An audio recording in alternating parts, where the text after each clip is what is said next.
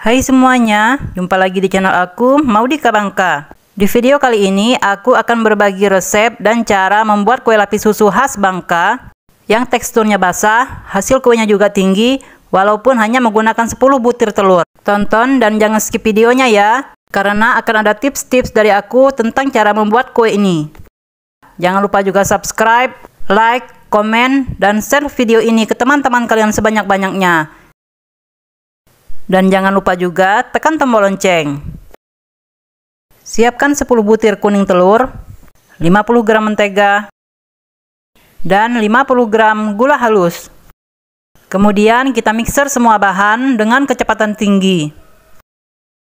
Mixer bahan-bahan ini selama lebih kurang 20 menit sampai 22 menit ya teman-teman. Jangan terlalu lama memixer adonan karena akan membuat tekstur kuenya tidak bagus. Setelah lebih kurang 20 menit, kita matikan mixer. Lalu kita masukkan 250 gram susu kental manis. Susu ini kalian bisa gunakan merek apa aja ya teman-teman. Kemudian kita mixer lagi selama lebih kurang 2 menit. Lalu matikan mixer. Masukkan 250 gram terigu protein sedang. Masukkan terigu sambil disaring seperti ini ya teman-teman, agar adonan kuenya tidak turun. Mixer kembali selama lebih kurang 1 menit dengan kecepatan sedang. Mixer sebentar asal adonan tercampur rata saja.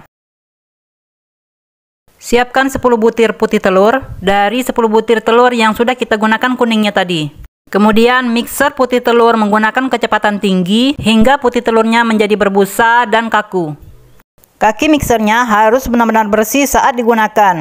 Pastikan tidak ada sisa air atau sisa adonan yang masih menempel pada kaki mixer setelah kita gunakan untuk memixer adonan yang pertama. Karena jika tidak bersih, maka telur yang kita mixer tidak akan mengembang. Jadi pastikan kaki mixernya benar-benar bersih ya teman-teman. Ini contoh telur yang sudah mengembang kaku. Apabila wadahnya kita balik, maka putih telurnya tidak akan tumpah sama sekali. Masukkan putih telur yang sudah kita mixer ke dalam adonan. Masukkan sedikit demi sedikit sambil kita mixer dengan kecepatan rendah. Lakukan hingga putih telurnya habis. Mixernya jangan terlalu lama. Mixer hingga asal tercampur saja.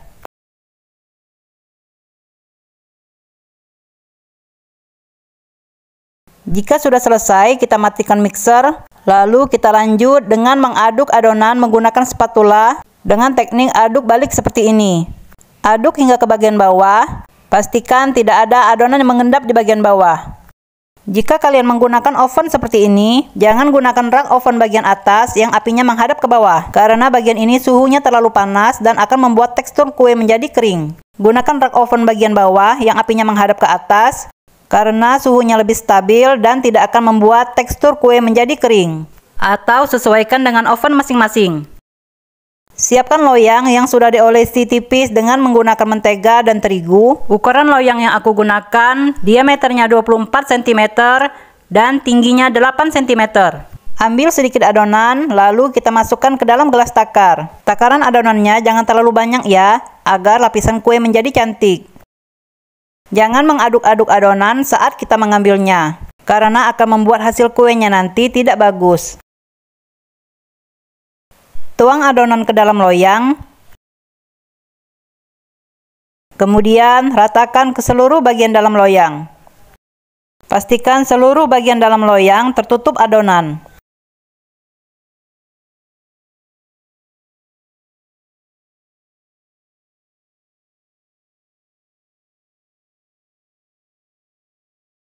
Panaskan oven dengan api besar, lalu masukkan loyang yang sudah berisi adonan.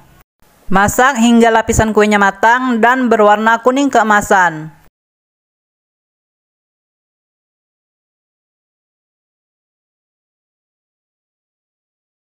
Ini lapisan kuenya sudah matang.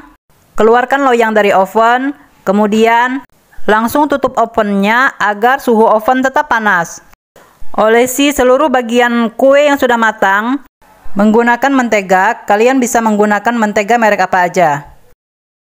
Olesi hingga lapisan kuenya terlihat basah. Setelah selesai, masukkan kembali adonan. Kemudian kita ratakan hingga menutupi lapisan sebelumnya.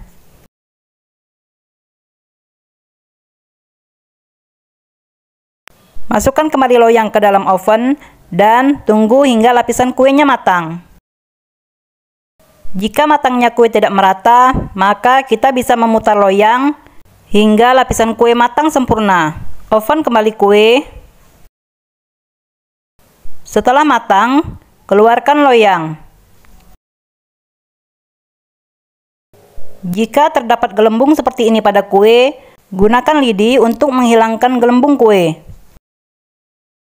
Olesi kembali lapisan kue dengan mentega, kemudian tuang kembali adonan ke dalam loyang.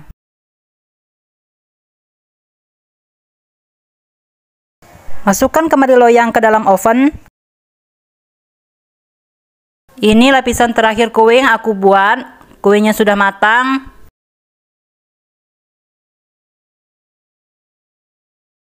Kemudian olesi kembali lapisan kue dengan mentega hingga kue terlihat benar-benar basah.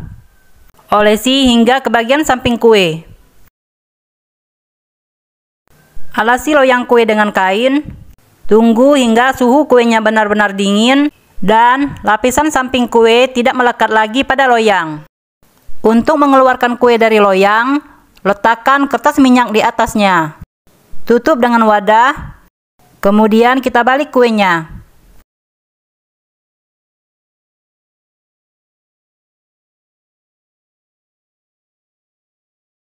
Angkat loyang dari kue, kemudian tutupi kembali kue dengan kertas minyak. Letakkan kembali wadah di atasnya, tapi jangan sampai kuenya tertekan ya. Kemudian kita balik kembali kue.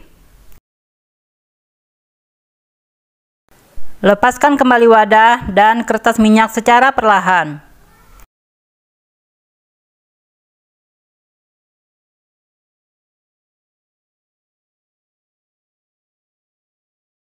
Ini dia kue yang aku buat tadi.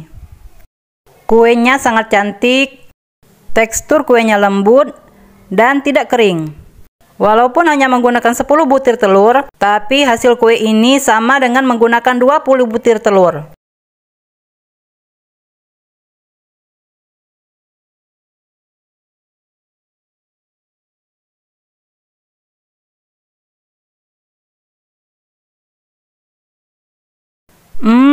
Ini kuenya sangat enak, tekstur kuenya basah, susunya juga sangat berasa. Silahkan dicoba resepnya ya, semoga bermanfaat. Terima kasih.